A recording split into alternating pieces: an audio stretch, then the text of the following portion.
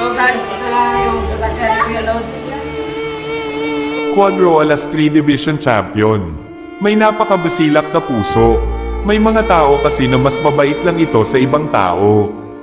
Pero sa pamilya hindi marunong tumulong.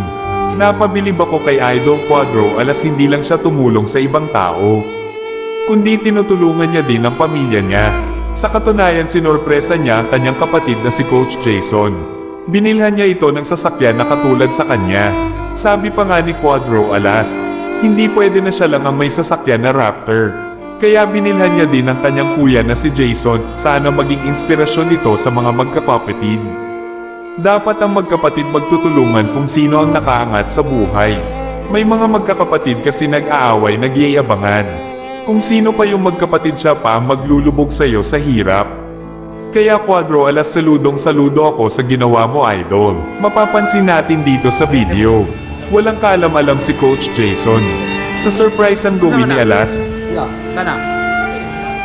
Napakagaling mo mag-surpresa, Idol. Panigurado daming naiiyak sa ginawa mong surpresa kahapon.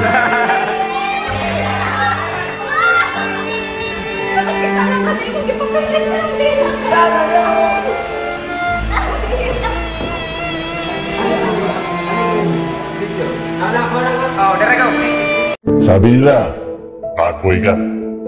Pero di ba gawa-gawa lang yun sa pelikula? Ang totoong istorya, hindi nila nakikita.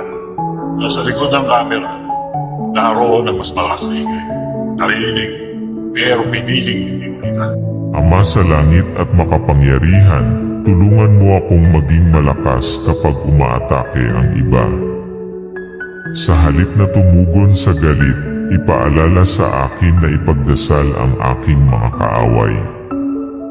Upang manalangin para sa iyong pagpapala at kapayapaan sa kanila, para sa kanilang mga pusong nasasaktan.